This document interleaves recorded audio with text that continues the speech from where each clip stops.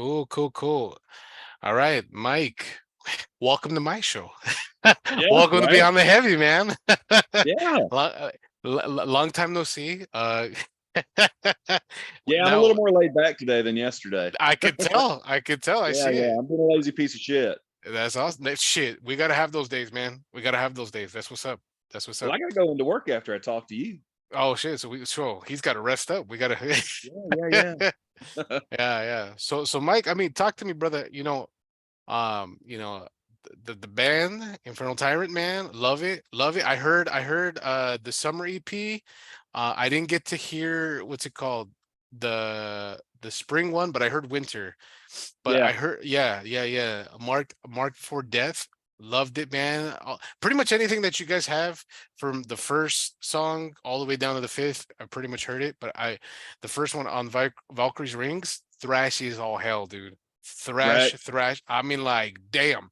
Well, talk to me. How did we come up with Infernal Tyrant? And I know it's all you from what I read in your EPK, right? It's all you, or talk to me. Uh, How's it going? that might need to be updated a little bit. No, we Okay. have Billy Lynn singing the vocals now. He was Hmm. with me in a band called Malviant some odd years back, probably about 5, 6 years ago. I think our album came out like 8 years ago almost. Okay. But yeah, he was with me on in Malviant, and I had done the Fallen from Grace album and the few singles I did beforehand, just doing the screaming and growling kind of shit myself. And I was like, this isn't something I want to do all the time. Yeah. Okay. So I got Billy in on that and started. I was like, hey, I know you can sing. You enjoy, you know how to handle my music. You know how to write lyrics to the stuff I write. I hate writing lyrics, so you just come in and do this. So yeah, I just brought Billy in on the winter EP. So Okay. winter, spring, and summer is all Billy singing with me doing some backing vocals. You can kind of Okay. tell what that is. It's more the aggressive, growly type stuff, but it's Okay. mostly used as a backing type instead of the main vocals like it was on Fallen from Grace. Okay. Um, as far as the name itself, where it came from. I mean, I grew up in the South, so there's a lot of biblical influence around here, obviously. I got you. I got you. And Okay. I was like, I need something that sounds kind of cool. Hmm. So, but I wrote the song Infernal Tyrant first, and then I was like, well, Hmm. maybe I just take the title, and that song's about Satan falling from, the fall of the Of angels course. and such. Hmm. Yeah. So I just kind of took that from that song, and that's it's just a self-titled thing. It's a Sabbathy kind of deal, I guess. You did so it's gonna be Infernal Tyrant, Infernal Tyrant, Infernal Tyrant. Yeah. Well, there's a single Infernal Tyrant, so it's Yeah, Infernal Tyrant, Infernal Tyrant, Infernal Tyrant. all Yeah. three. Yeah. Yeah. Yeah, I saw that. Yeah, that's cool, man. Yeah. I actually have a plan too to update those and put more updated versions with Billy singing on those. Okay. Because Okay. I know you can go back on. I think you can go back on DistroKid and update the older ones. Of course. I'm Yeah. gonna Yeah. put Yeah. the I'm gonna put the versions I'm gonna record with Billy singing those first three demo songs with updated, music and sort of the equipment I use now, Yeah. and put those on there sometime. Not Yeah. anytime soon, but Okay. we Okay. still got to get through the fall EP. Yeah. So I was gonna ask you that. Is that like a little homage or a little tribute to, Antonio Vivaldi, his Four Seasons? Like that's because that's cool, man. Like that's or how did that come about? No, that was the struggle of me trying to figure out a way to consistently, advertise this shit and promote Okay. it online. Yeah. Okay. But no, Okay. no, I could go with that from now on. I think I'll just tell everybody it's Antonio Vivaldi. I'm just a tribute. It's a tribute. There it is. There it is. Yeah. Yeah. Because I was like, man, winter, spring, fall, the summer, and I know fall's coming up, but we got the three, and I'm like, oh, all he needs is fall, and he's cool. He's grooving. Yeah. No, Yeah. yeah. They've been a challenge too, because I'm at a point where I'm like looking at all the material and I'm like, well, what three do we put on fall? And Yeah. it's just a fight at this point trying to figure out what to put on there. Because Okay. I've got so much stuff on the computer right now. It's just sitting there, and I'm like, I don't know which one to use. I think I picked one out so far, Okay. sent Okay. it to Billy, and been like, this one for sure. But the others are they're either 80% there, or a few of them are just little ideas. But most of it's like 80 or 90% there, minus vocals. Oh, nice, nice, nice. Okay, okay. So the material is written. We just got to put it together, master it, blah blah blah. Do all the Yeah, fun stuff that we've talked about yesterday. yeah. No, I've kind of built up the way I do things. Is like you're not supposed to do this, but I've got a specific style I found that I like that I think works for the music, and Mhm. I kind of mix some stuff as I go now. Okay. Like Eh, I know what it needs. yeah, there you go. I mean, it's dude. That's the beauty of it. It's your music. You know what I mean? You could do whatever the hell you want to do. Yeah. I've definitely gotten some shit for some of the production. I know Winter, I found I think it was on Evermetal, I found a review and dude just shit all over the Oh production. man. Like just shitting all over us, Uh, man. I was like, uh, God, man. I yeah. was like, at Yeah. least give me a good night kiss before you butt fucking cry, you know? Well, and then that's the thing. It's like, people, and I'm one for it. I mean, that's me, you know, like when you listen to black metal, right? You're just like Yeah. old school. You're like, it's like, like, come on. But some people love it. Some people are like, dude, that's what creates the atmosphere. That's what creates it, but Yeah. you're making a progress, right? You're like, hey, dude, I did winter. Summer sounds really good. You're talking about my production. I liked yours, dude. Yeah. It's Thank you. there. It's in the face, man. I love it. I love it. Yeah, Yeah. I think summer's just a little bit better on the production end than spring was, and spring was kind of a leap forward from ironically spring a leap forward there. It was a leap Mm, forward from winter as far as production went. It got mm. better there. So I'm hoping fall's better than summer too, Yeah, yeah, or at yeah, least yeah. on that level. No, yeah, no. I mean, it's you could hear I love that. I actually love hearing that in an artist, right? Like the first couple albums, you're like, like what we were talking about, like Kill 'Em All, Mhm. but then you hear, well, we said Justice, but whatever, you hear Master of Puppets and stuff. You're like, oh, okay, the production's better. We could hear the stuff. Yeah, yeah, yeah. Yeah, absolutely. No, No, no. there's some weird ones out there like Bathory, and I was talking about them yesterday. They're one of my favorite bands, and it's Yeah. kind of Corthon's been a big influence on this Oh, nice, nice. because it's that element of he stayed at home and recorded everything and just released it. No, yeah, I thought, well, hell, Corthon did it. Might as well give it a shot. I'm not yeah. comparing myself to him by any stretch. Hmm. But No, hey, he but was he's inspired innovative. you. Yeah. Yeah, absolutely did. But you're talking about the production. I think some of his albums, like it seemed like he'd take a leap forward and then go back. Yeah. Yeah. And some artists do that. Again, sometimes they do that. Sometimes they want to try something new or whatever. But Yeah. yeah, what other influences that you have? What are some, because I'm hearing a lot of thrash influence, man. Old school stuff, man. And I'm like, Yeah, there's a lot of old school shit. yeah, You can probably definitely hear the Megadeth, especially in like Final Chapter, that middle riff. yeah, yeah, yeah, Like, that's yeah. definitely some Megadeth stuff right there that I probably ripped. There's a little bit of Death influence. I'm a big Shoulder fan as much as I am a Mustaine fan nowadays. Oh, okay, okay. Definitely Metallica. That's where I started playing music was after I heard Metallica, Slayer, Blind Guardian, Gamma Ray. So you hear a lot of harmonies and shit like that. That's a lot of Blind Guardian, Gamma Ray influence, as well as, of course, Iron Maiden, Judas Priest. I'm Classics. heavily influenced by the old stuff like that. And I, love Schenker and I actually like MSG more than I do UFO nowadays. It's weird. It happens. It Right happens. before it Yeah. gets the Macaulay Schenker group, and it's still Yeah. Michael Schenker group before he got Macaulay with him. It's fantastic stuff. Hmm. Hmm. Um, I as time goes on, I think I am getting a little softer because I'm listening to more Uriah Heep. Okay. Okay. All right. Hey, Um, if you're grooving, man. what God, who wrote that? Wishbone Ash. Yeah, I was about to Hmm. say Argus. God, that album. No. That album Oh, yeah. fantastic. A lot of early Yes and stuff like that. When they were still Oh. a progressive '70s band. Yeah. Yeah. Yeah. Yeah. Dude, before Roundabout, before Roundabout, people were like, oh, that's what got him. That's what got him famous. But yeah. Yeah, no, well, not even before Roundabout, but like even going into like Closer to the Edge and Tales from Topographical Ocean. Oh, yeah. Yeah. That's classic Yeah, stuff, dude. Yeah. Tales is a really divisive album. Yeah. Yeah. It, It sets the stage for them. I think it's one of those yeah, albums that it just sets the stage for them, dude. Yes is one of those bands. It's like you either get it or you don't. You know what I yeah, mean? no, Yeah, you either get it or you don't. Like, not like, see, it's not like a Zeppelin. Like everybody gets it, but yes is everybody gets that. special. Yeah, everybody gets that one, but yeah, yes, it's an acquired taste. It's you got to take care of It it. can be for sure, definitely. Yeah. No, I'd say the same thing about it as I do like 80s era Rush. It's an acquired taste. it is. It is. It is. Yeah, You yeah, know, at the time, it was some of the most popular stuff, but looking back now, I think the stuff that's more popular is definitely the pre-80s stuff, minus moving pictures.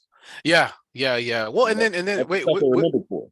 exactly, exactly. Yeah, and then Rush. I mean, that's a question for you. I mean, is Rush an influence for you too? Is that like a Oh in? God, Yeah, yes. yeah. Alex Okay. Lifeson was one of my favorite guitar players growing up. Nice, nice. Top. I What's your top love three? Lifeson.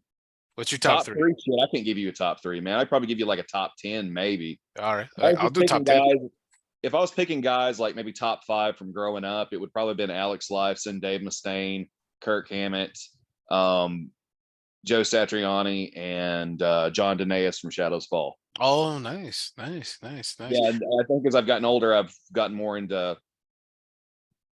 more into Jeff Loomis as I've gotten older. Ah, Jeff, Loomis is great. I'm nowhere near what that guy can do. that guy. But Wow, that guy's a freak of nature, man. yeah, no, it's insane. You got Loomis and Andreas Ulbrich from Blind Guardian, of course. Of course, yeah, yeah, Ty yeah. Hansen, Schenker, guys like that. And I kind of find myself leaning more towards like the rhythm players now too, as opposed to the lead players. They're just as important. Yeah, absolutely. No, Yeah, yeah, yeah.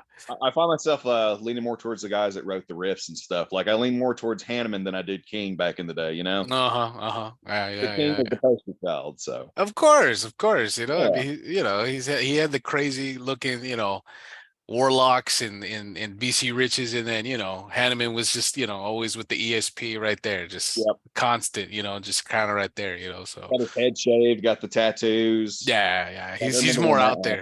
that Yeah, yeah, happened.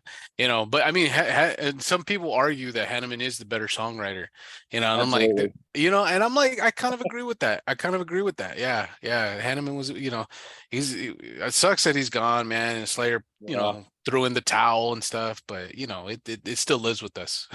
Yeah. Well, you know, I finally completed all my Slayer vinyl, like the early stuff. Oh, nice. The last one I was missing was Seasons in the Abyss, and it's like my favorite Slayer album. That season. Oh, really? Season of Abyss is your favorite? Okay, okay. Yeah, absolutely. It's a Yeah. perfect mix between fast Slayer and like the more like slowed down stuff on South of Heaven. South of Heaven. Yeah, yeah, yeah. Yeah, I think Everyone. it's a perfect balance. Yeah, everybody goes to Rain and Blood. Everyone goes to that one. Yeah. Which is okay, fine. But No, I love Rain and Blood. it's good. It's a classic. When It's a you're a classic. kid, when you're a teenager, man, it's just like it's the perfect album because it's nothing but high energy, full Yeah. blast. Oh yeah. No, it you want to talk about a kick in the gut? That's right there. Yep. You want Rain and Blood. Like that's people say it's the best thrash album. I don't know.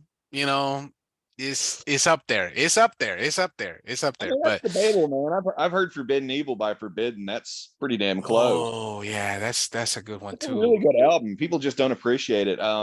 I know they got a new singer too. It's the guy from Nivian. Nivian, yeah, yeah, Norman Skinner. Yeah, he's been on the Yeah, show Norman too, Skinner. man. Yeah, Yeah. well, he was on, or he wasn't. Their drummer Isaiah was on Metal Thrashing Nerd Podcast Oh, nice, nice, with nice. me. Okay. So he was really cool too because he sat there and talked about like Spawn comics and shit. Oh, nice. Yeah, that's cool. Yeah, So I yeah. was No, like, okay, I got a nerd here. This is great. I can fill in the nerd portion of the Metal Thrashing Nerd Podcast. exactly, exactly. Well, let's transition to that. Like how that's your podcast, right? Do you sit Yeah. it down kind of like a little bit like Beyond the Heavy, right? Similar. Yeah. But how did you come about? What made you want to pull the trigger and be like, hey, you know what? I want to do a podcast. I want to sit down with some metal musicians. Um, so at the time I was recording some buddies' music. Unfortunately, they broke up now. Kayfabe. Mm, They were my okay. first episode. I just did it. I was like, well, hell, let's just do this and we'll do it as a promotional thing, and we can kind of promote Kayfabe, and it gives you guys something. And I was like, well, let's experiment with this afterwards. But I was a big fan of Jim Cornette's podcast. Oh, I okay. still am. Yeah, yeah. He's a character, man. He's a fucking character. I mean, God, man, it's like it's like he's always on, you know. Yeah, he doesn't turn it off. He don't sleep, dude. He don't sleep with that No, shit. he doesn't turn it off. He doesn't. It's Yeah, always that character is just him, yeah. you know.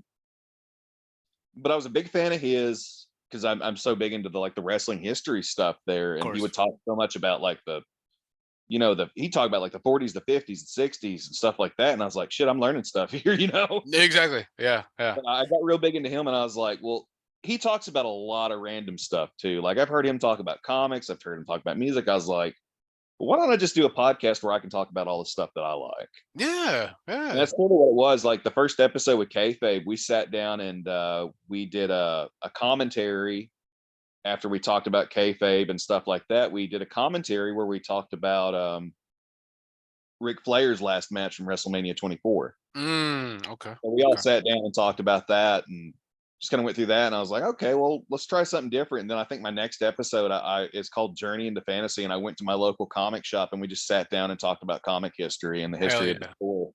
That's what's up. That's what's up. That's cool. That's Because cool. Fantasy Factory is like that's my local comic shop in Dalton. It's the Fantasy Factory. Fantasy Factory. Okay, cool. Yeah, Shout out to Fantasy.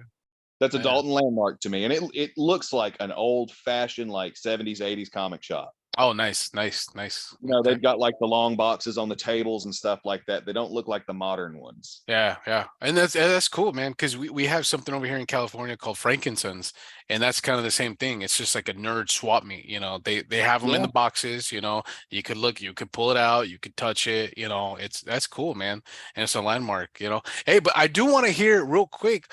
What were your thoughts on Ric Flair's last match? Oh no, it's fantastic. Okay. Like his last match or his last match? Because he No, just no, no, recently, no, no, no, no. We don't count that one. We don't talk about that one. yeah, we talked about the one with Sean. The one with Sean, yeah, the real last one. Yeah, yeah, yeah. I mean, it's No, fantastic. It's Ric Flair and Shawn Michaels, man. yeah. It's an emotional fucking heart wrencher. You know? You want to talk about a story, brother? That's a story. That's a story. Yeah, they did exactly what you're supposed to do in that ring. You know, they told a story, and that's where it should have been. Yeah. God, Rick is Ric Flair. I mean, Yeah. every match he wrestled was a Ric Flair match, and Yeah. obviously because of the plane crash, he had a certain style he wrestled. Yeah. Because of his lower back. But him and Flair, man, him and Sean, God, how could anybody follow that night? You know, I don't know how anybody did, right? Because that's a very, very big match. I know, and it was like maybe second to last or third to last, if I remember, I think right? it was second to last. Something like that, right? Something like that. You had Edge and Undertaker that night too. Yeah, and so those guys had to bring the house down, you know, and it's like, damn, you know. But I don't remember what the main event that night was. I'm sure it was Cena and Triple H or somebody. something like that. It was something like that. I think it was Cena and Triple H. Yeah, something like that. But that match was severe. It was very emotional. One of the biggest matches, man. But I gotta ask you, as a wrestling fan, you're the first person on Beyond the Heavy that actually admits like, hey, I like wrestling. So I'm like, I'm kind of geeking out. I'm like, dude, finally somebody. I grew up in an era where it was all right too. Yeah, I know, that's what I'm saying. I'm like, dude, like I get to talk wrestling on Beyond the Heavy. I'm from Southern, so you learn how to do a figure four leg lock, at like 4 years old down here. That's why they call it figure four, because you learned it at the age of 4. Yeah, exactly. But I want to hear from you, Mike. What are some of your top matches? What are some matches that I know Ric Flair was a big one for you, but what are some matches that you're like that took your breath away? Not even in my like top 10 though. Oh wow. Like it's an amazing match, but for me, I think it's hard to get past, Steamboat and Savage at Mania 3. That's a classic. I'm just a huge Savage fan. Like I'm a huge Macho Man fan. I could probably just name Macho Man matches as my favorite matches, like him and DDP. Yeah. And they had that like hardcore no rules match between them. That was fantastic. And you got to see this other layer of Savage too. When safe to say, it kind of made Dallas's fucking career. Yeah, it definitely put his ass on the map. Oh, Dallas all the time talks about how like the night Savage said to him, "You're going to give me the diamond cutter, yeah." Yeah. And he was just like, "Wait, what?" He's like, "You're going over," Yeah. And like even Savage, man, down in like Smoky Mountain Wrestling, he went down there for a couple of matches and he put over. I think it was Johnny K9 he put over. Oh, okay. Yeah. So even then, Savage was. I mean, he was a worker. He was a businessman. Oh yeah. No, I mean, dude, he was deep, man. Like, and that's the thing is like when you look at Hulk Hogan, you look at him, you look at all these other guys. It's like, dude, that guy was a franchise player, man. That guy was for real. Like that, you don't mess around with that. And Savage was the one that kind of brought that the more of the charisma out. You know what I mean? Because Yeah. he had more charisma than freaking Hulk Hogan, and I'm like, that's why we gravitated to him because Hulk Hogan was just kind of like, Well, the matches too is the flying around, yeah, yeah, If you've ever definitely. seen any of his old stuff, like from like way back in the day up in like Tennessee and stuff, Yeah. I mean, he was flying around that ring like a jungle cat or Yeah, something, exactly. Yeah, like a mountain lion or something. It was crazy. yeah, yeah, It's insane to yeah. watch that. But Savage is probably my favorite. Steve Austin's one. Him and Steamboat. God, which pay-per-view was it? I think it was at a Clash. Mhm. Any of the matches Steve Austin had with Steamboat back when he was Stunning Steve. Stunning Steve. Yeah, Yep. I Yep. love those matches. When he Any had of the hair. Sting and Vader stuff. Okay. Yeah, I love Sting and Vader. Dude, to me, Vader and Bam Bam Bigelow, the best big man Oh yeah. wrestler, the best. Sorry Nash, sorry all these guys. No, big men big men got it. Yeah. Well, Vader could fly around the ring too. He was fairly agile for a big man. And he was like what 350, almost 400 pounds. I think it was almost like 400. Jesus I think it was Christ in heaven. 350 at his peak. When he was at his best, and WCW was like 350. Jesus Christ in Once he heaven. got to WWF, he started to gain a lot more weight, and Yeah, it was at the end of his career. Yeah. On and Yeah. well, he wasn't even at the end of his career, man. He went to Japan and did a bunch of stuff after that. I do remember that. I do because he got Yeah. injured pretty bad over there too. I remember something like that. Yeah. So yeah, but okay. Well, let me hear. Okay, got to hear the top three wrestlers. Got to hear the top three or top That five. one's actually, I could do top five. Let's do I top could do five. top three, actually. I could do Okay. first memory of wrestling was seeing Undertaker. So Undertaker's one of them. The GOAT. Yeah. I like Steve Austin more. Really? Oh, okay. Yeah, Okay. I'm more of a Steve Austin guy, but once Gotcha. again, growing up with Steve Austin, that was like hero. Of course. Yeah. Well, it's Austin, man. Yeah. After Savage, it's Steve Austin. Okay. Taker's just that initial shock too. Yeah. He's had a lot of great matches. I mean, he's amazing. Yeah. So Undertaker, Steve Austin, Randy Savage for 3. If I wanted to extend that, I'd probably say Bret Hart and CM Punk. Okay. Oh, okay. It's a lot of controversy with that guy right now, but it's wrestling. That's how he keeps his career going. Exactly. I mean, Exactly. I think he understands wrestling a lot better than a lot of the newer guys, for sure. Exactly. He surround himself with controversy. It seems like MJF's the same way. Yeah. Oh yeah. That mother. Yeah. Yeah. He's great. Yeah. These some of these new cats are doing pretty good, man.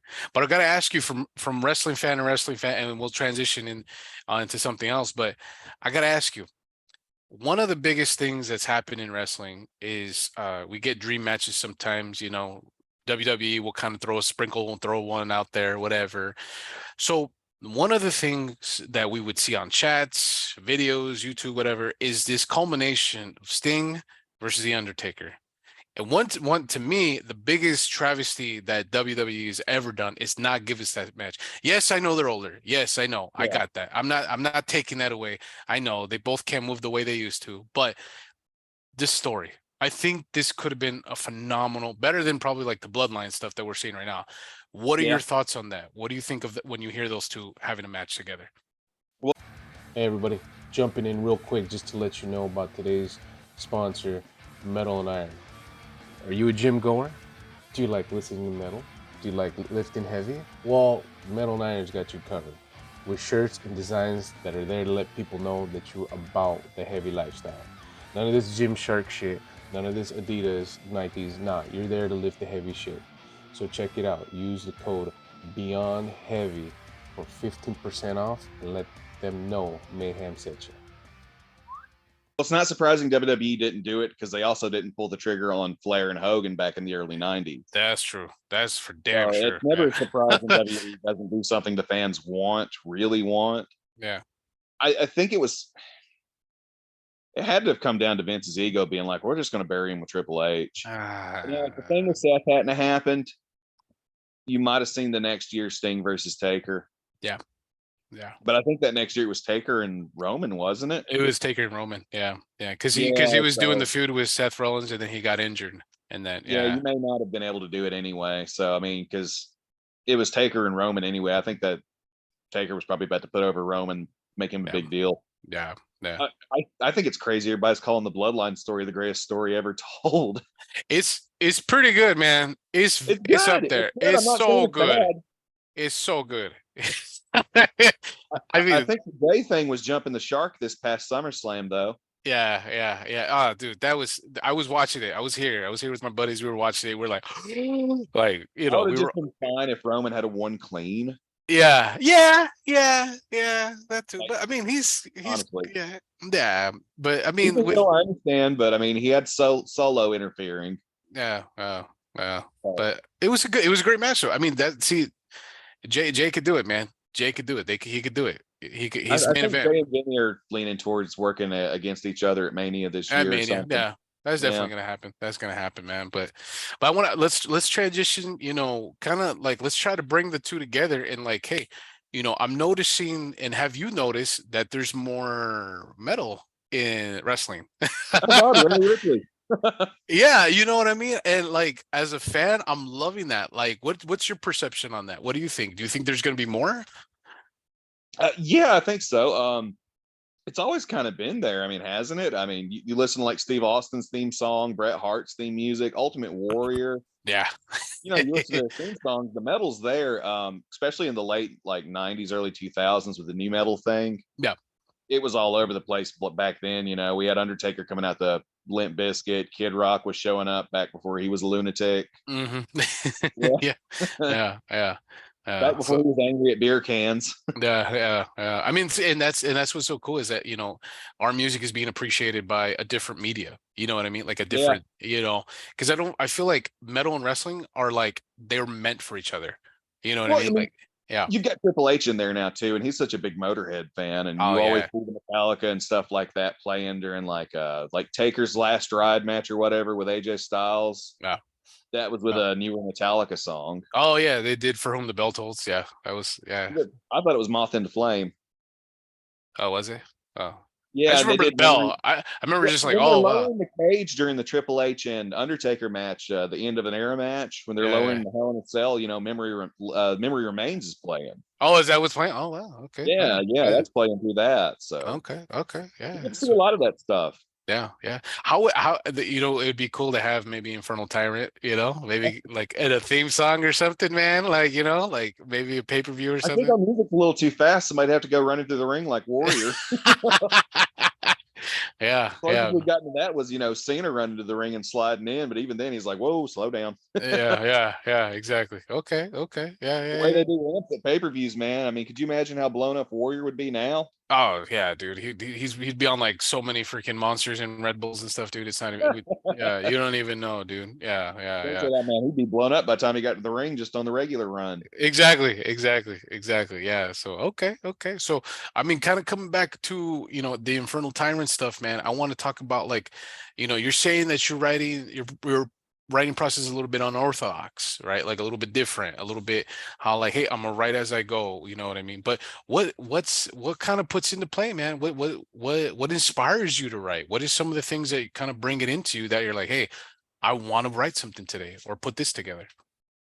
I think a lot of it is just just trying to be creative in general. I think that helps with my depression and shit. Okay. Yeah, no, like seriously.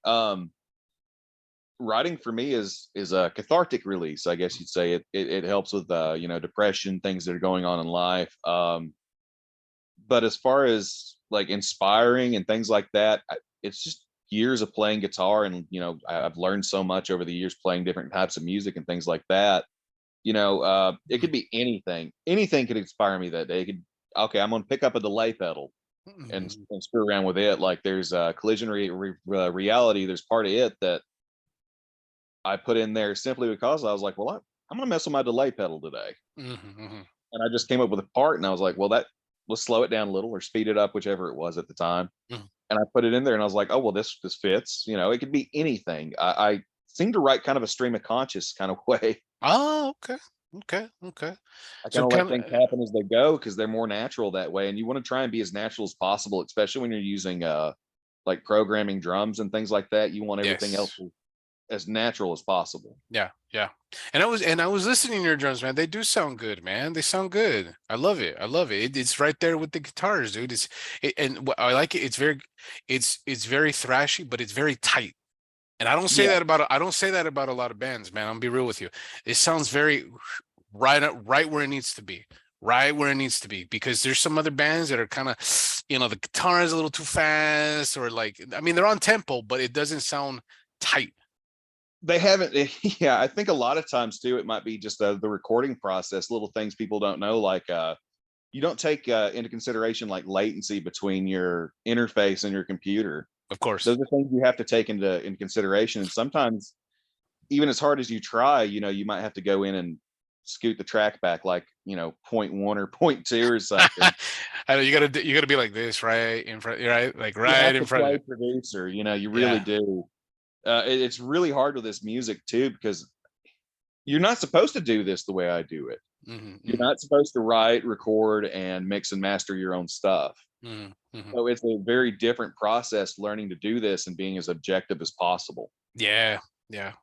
And that, Luckily, I yeah. have sources where I can send stuff to people and be like, hey, what do you hear that's wrong? What do you hear that's good? What needs taken out, added? Sometimes they'll be like, man, maybe there's a little too much mid in the guitar, or something like that, Hmm. little things. Okay, okay. And so, I mean, I gotta talk about gear, dude. I gotta talk about gear. Absolutely. You were telling me yesterday, but we got to put it on here. What the axes? What are the axes of choice? Currently the axes of choice it's usually my Les Paul 50 standard or my Epiphone 58 Explorer reissue. Nice, So nice. it's usually one of those, unless I got some Floyd Rose stuff going on. I want to do some dives and shit, and then The who?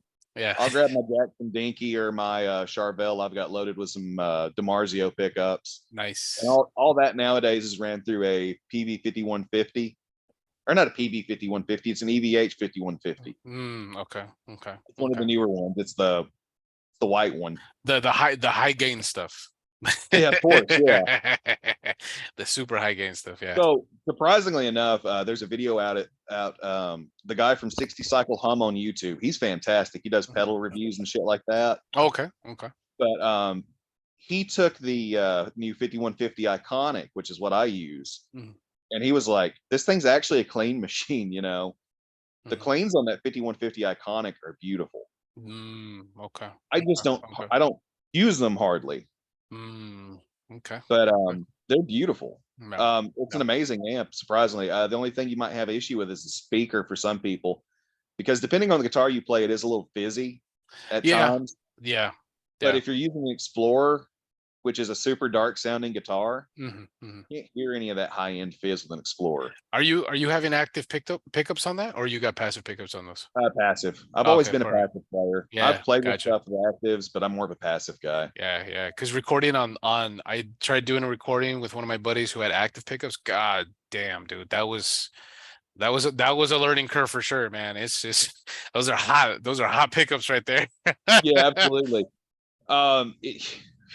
It's were you having trouble with the input part as far as going Oh yeah. in, Oh yeah. getting too much? Yeah, Oh yeah, yeah, no, yeah, absolutely. and and you probably know, like when you're on your interface, you're fixing it, you're tweaking it a little bit, and then you go to your freaking DAW, and then you're trying to fix the levels, and it's still high. I'm like, God damn it, dude! Like, part of me was like, get that shit out of my face, get that fucking Yeah, Ibanez out of my face, dude. I don't want to see it, but I had to work with chicken shit with chicken salad, man. it's like it's almost like a peak volume issue rather than an Yeah, actual like yeah, true volume or LUFS, whatever you call it. yeah. Yeah, it was a pain, man. But I'm glad that you got active, man. Because I mean passive, because it's warmer. It's in there. It's in the mix. It's fine. Well, it's funny because Hetfield for all these years have used active, and I'm such a big Yeah, Hetfield fan, yeah. but I like the feel and the tone of the actives or the passive better, Yeah, I yeah. feel It like gets instead of passive, back and forth from guitar, the gain might be a little different between both. I think my Les Paul's got a little more gain than the Explorer does, but hmm it gives them those little unique differences as they're going in and before they hit the tubes and everything and all that shit. Yeah. Okay. That's Okay. right. So there's a certain amount you'll have a difference in when your gain is so high. Yeah. That's why I kind of dial my gain back a little bit. Just a tad. Just a tad. Yeah. Yeah. I actually don't go past like 5 or I don't think I go past 5 on my gain, and I use Oh, that's good. Yeah, that's good. I use the red channel on that sucker too. Yeah. Because there's you've seen motherfuckers just turn that shit all the way to 10 immediately, and Yeah, I'm like, now and it's like, no. I'm like, whoa, dude, like. Well, I watched all the reviews and stuff for these Yeah. amps before I bought it, and I was watching Ola England play with it, and he was like, Yeah. "Would it chug?" Yeah. And he put it on the green channel, which is like the base level distortion, and he's like, "Okay, I've got this on 3. It will chug." Yeah. That's in there. Before you hit the freaking red channel or even use the burn switch or any of that. Oh, yeah. I mean, and he knows his stuff too, dude. He knows, Oh, God, yeah. all is the man, dude. He knows what he's doing. He knows what he's doing. Yeah, the stuff he does with Solar guitars is great too. I'd love to try one of those Solars. I'm the same, man, because I look at them and I'm like, they're so like, if I wasn't such a Jackson guy, I'm telling you, they look good. I'm like, but Jackson. I've got a friend that plays one, Richie Randall from Gravehuffer. He plays Solar guitars, and he's actually endorsed by Ola. Oh, nice. Oh, no way. Okay. Like Ola's even like I've seen Richie like comment stuff about Ola before, and Ola would come on there and be like, "Yeah, Gravehuffer's the shit." You know? Yeah. Oh, nice. Yeah. Hey, yeah, Ola's great. Yeah. No, that's awesome. That's the kind of endorsement you want, you know? Exactly. Well, someone that's involved. Yeah, I think that's what I appreciate about him is he's so involved. Yeah. He's got his show. Yeah. That he's got so many shows. You're not going to see the CEO of Gibson being like, "Oh, these guys are fantastic," you know. Nah. No, you're not going to. No. You're not going to see Gibson hardly hiring anybody that's younger nowadays for their endorsements. Well, not only that, and then like they could be in the conversation when they can keep their guitars in freaking tune. You know what I mean? Like it's just like, come, like, dude, get them in tune, dude. Yeah. So. But there can definitely be some issues with that. You kind of have to be picky as you pick through like Les Pauls and things like that. Oh, of course. Yeah. But I think you can have that with anything. I know I've heard a lot of stuff about Jackson about quality control in the past few years just because of Fender, and it's kind of kept me from buying like another Rhodes or something. Yeah. And that's the thing. It's like it's always a hit or miss, right? It's always going to be something. Yeah. There's it's just what is it that you're willing to work with, right? Like for me, Jackson. I mean, dude, I had so many problems with Schecter, Ibanez, all these other brands and stuff came home to Jackson, right? But then it's not who am I to say it's not going to work for somebody else? You know what I mean? Yeah. So it's all subjective. As much as we love the music is subjective, so is the freaking equipment. I've always wanted to play their basses and just be a Jackson bass player, but it's like there's something about the shape of their necks on their basses. I just can't play them. And and I'm the other way. I'm like, I love it. Man, I have to play. You know what I play for bass? I use a Thunderbird Goth. Oh, no way. Okay. Yeah, okay. I use a Thunderbird Goth just because it feels right. I think the neck's a little more like a guitar, the way it feels and plays. Smoother. Thinner. Thinner. Okay. Yeah. Okay. Yeah. Not as wide. The Jackson felt like it was like. That's how mine. Yeah. I'm sorry. It's because I'm looking at them right now. That's why I'm looking at my babies. I'm like, yeah, they're a little wide. They're a little wide. I got fat fingers, Yeah. So clean sausage fingers. It's a miracle I can play what I can. Yeah. And so when you're playing bass and you're recording, like, are you using a pick? Or are you using your fingers? How are you playing it? I use a pick. I mean, I've tried the finger thing, but when you're recording, especially this type of music, you want consistency. Yeah. You're a bass player in this type of music. You want consistency with your bass Absolutely. player. Especially when you're recording. Yeah. Now live, I played, like cover band stuff with people before and used fingers. Yeah. We did a Metallica cover band and it was like, okay, we're going to goof off with this and I'm going to play like Cliff did. I'm not going to use a pick. Yeah. So I learned to play without a pick and learned all that stuff. But when I'm recording at home or I'm writing my music, it's with a pick. It's with a pick, yeah. Because it's more consistent as far as the notes. You don't have to add as much compression and things. You can keep it more natural. Exactly. And I love pick players, man. Like I Oh can't yeah. play for shit with a pick. Like all the recordings that I have, fingers. Like not a pick at all. Like I just can't. I know the clarity sounds good. As you said, I agree with you 110%, where it's like, dude, that clarity, right? That Dave It's the Elsing volume clarity. between the notes too. Yeah, That's that consistency. You get more of a straight line rather than that wiggle. up and down, up and down with the fingers. Yeah, yeah, It's yeah. more challenging what you're doing than what I'm doing, honestly. Yeah, it is. It is in a sense, but like when either it's the voice.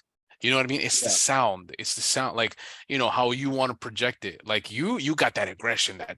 It sounds fucking awesome with the guitars. Yeah. They sit good in the mix, right?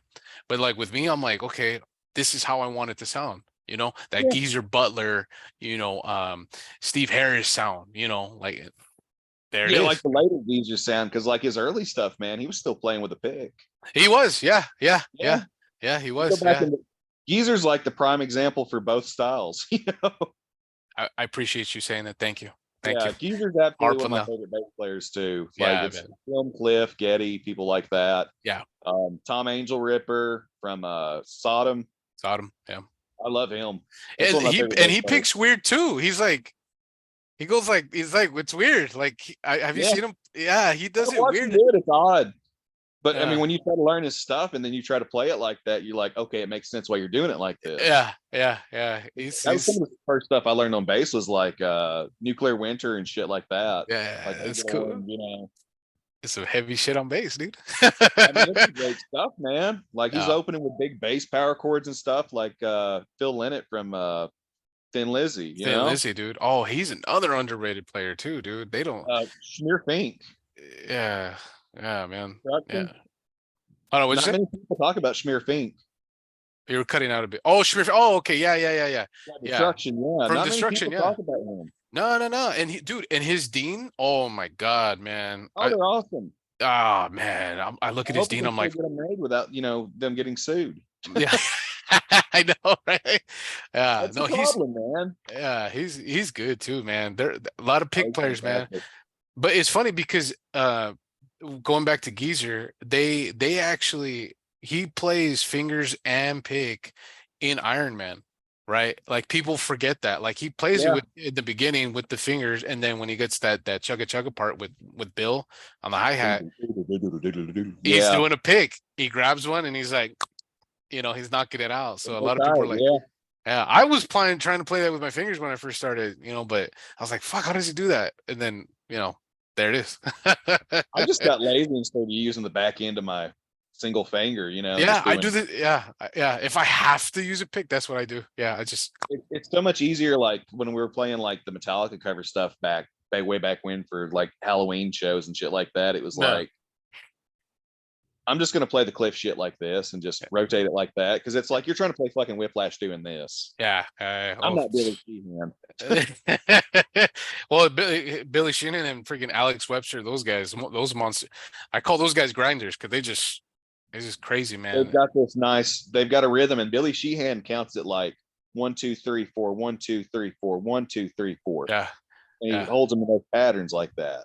Ah, I cannot wrap my brain around doing that and moving around and stuff. yeah, no, he's the beast, and it was funny because I think we saw the same video where he talks about his secret, like why does he sound so fast that he's playing right above the pick or the pickup. Yeah, he's like right above it. I was like, that makes sense, fucker. Yeah. I was like, oh, okay, cool. Yeah, that makes That's the sense. reason to have a 5-string bass too. If you're grinding on an E string, you've got that balance, that thing to weigh on too. No, yeah. So, all right. How do you feel like with in comparison to guitar to bass? How do you do both? What's the approach for both? Let me ask you that. So like with bass, I try to be. There's some country influence in there because I like to do like the root and then like a fifth sometimes and jump back and forth between them under like a set of chords or something. Yeah. And just try little stuff like that. With bass, I try to just accentuate the guitars but keep tight with the drums. Okay. And I'm just trying to keep rhythm.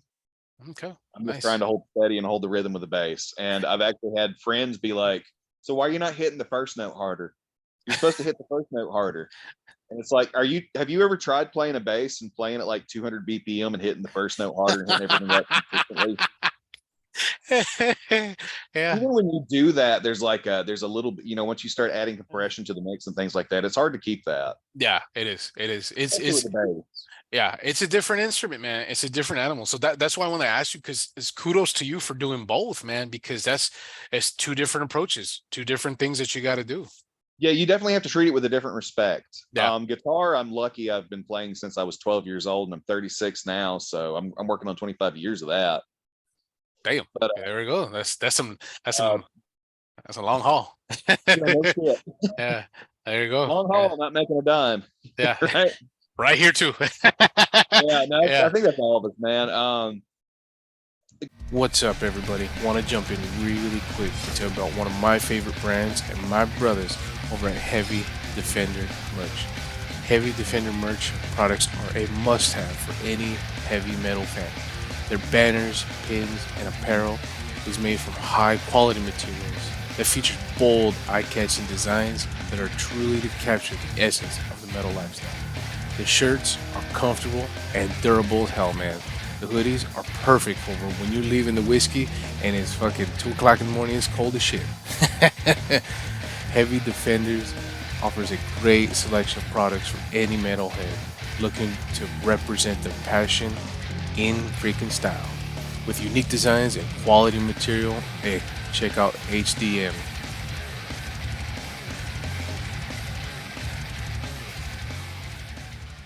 Guitar, it's like the approach is it's just natural now. Yeah.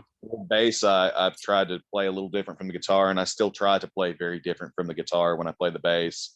And I even treat them different when I'm like writing. Like sometimes I'm going to pick up the bass and write a song instead. Yeah. So Okay. It gives me options there as far as writing goes. There's certain stuff I've started out with a bass line, and then it works into a whole song. There you go. Or vice versa, start out with a guitar riff, and then I do the bass stuff, and I start writing riffs for the guitar with the bass afterwards. So it gives me options as far as kind of, making things a little more diverse as far as my music goes. Yeah. No, and kudos to you, man, because that's again, you're acknowledging, hey, they're two different instruments, two different approaches. You know what I mean? I love that. You have to be smart about this whole thing. A lot of people and it's funny because Geezer Butler started as a rhythm guitar player and became a bass player. That's true. If you look at somebody like Geezer, that's once again the prime example of how you should go about this. Yeah. The foundation, man. We could talk Sabbath all day, dude. I don't know if you've seen some of my episodes. I'm all Sabbath, dude. I don't care. Oh, I have too. I've done it before. I mean, I could talk about fucking Sabotage or Volume 4. Those are my two favorite albums. Sabotage, me too. Well, okay. Sabbath, Bloody Sabbath, and then Sabotage, and then Volume 4. Yeah, because Sabbath, Bloody Sabbath is just Volume 4. Yeah. Oh, okay. Sabbath's really good.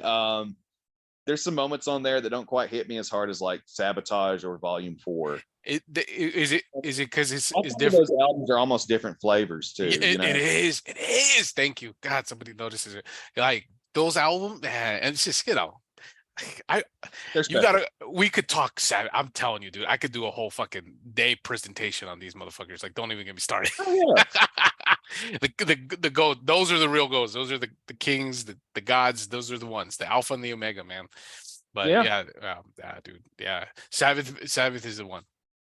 Well, almost if things keep going the way they are, they will be the alpha and the omega. That's why we have to have these podcasts and stuff to promote, younger bands and things like that, or just different bands in general, because the scene itself, as far as in popular media, has become so stagnant. And now you've got pop players, and they're just like, I saw the bassist for Taylor Swift is playing Metallica covers on his YouTube channel. Oh yeah, I saw that. Yeah, I saw that too. Okay. Yeah, I saw that too. Yeah. But yeah. We're just being treated like classical music, I feel like. Yeah. And you know what? It has to be though, man, because I mean, and that's funny because I saw some of the comments. I love reading the comments. They're like, oh, what? That's fucking lame or whatever. And then there's some that are like, oh, that's cool, dude. Like, awesome. Like that he knows how to play it. I'm like, he's a musician. Like, he's a professional performance musician. He probably doesn't know how to play that shit. Yeah, exactly. I'm like, why wouldn't he not be able to play it? Like, he's getting paid to fucking play what?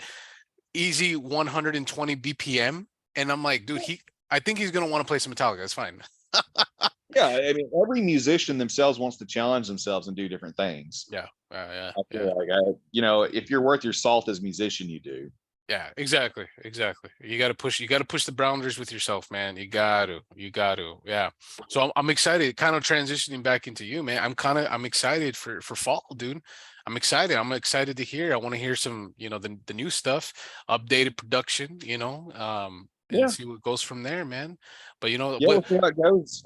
Next year we're planning on like singles and stuff. I think Okay. working into the point where we just do an actual physical release. The idea behind doing a physical release next year is sorry, I just saw Harley Quinn pull out a gun and it said rat-a-tat-tat as she shot at the Joker. Oh. I really need to learn to not leave stuff up that distracts me. It's cool, man. It's all good. No, but going into next year, like the CD, we want to do like a actual physical release and do Nice. like re-records of stuff and update all the production as good as possible. Get everything, perfect, and just pick out our best songs and maybe do 2 or 3 new ones. Cool. And put out a physical like that. Nice. That's the upside of the digital thing, and I think that's kind of what we're working towards with the digital. Mm-hmm. Okay. It's leading us into this point, It's adapting. It's growing. Yeah, we're all having to adapt to this. I'm talking about us as musicians are having to learn to adapt to this, as I'm sure you guys are, and everyone else is. Yeah. Wow. Because it's a different beast than anything we've ever heard about before. Before it was your band was good, you played shows, people showed up to your shows, maybe a label signed you. Yeah. And there was some upside to that. The labels, signing you, for instance, they could handle the fees for like bigger shows, getting you on tours and things like that. Whereas now a lot of bands that are doing it themselves and doing it DIY, you have to handle all this stuff. Yeah. Yeah. Now, You're gonna be your own manager. A lot of this, you have to have, the money to back yourself. Because I've had so many bands that come on and talk to them about like what it's like touring now. And it's, we could go on tour with this fairly big band for a couple of weeks, but they'd give us a small merch table and we have to pay $3,000 to tour with them. Damn, dude. Jesus Christ. No. I just find that ridiculous. Hey, you want to tour? We want you guys to tour with us, but it's going to cost you $3,000, $5,000, whatever. It's not how it's supposed to be, man. Not how should be the other way around, man. Then you got the fucking merch vendors and shit like that. Not the merch vendors, but the buildings wanting cuts of merch and shit like that. It's ridiculous, man.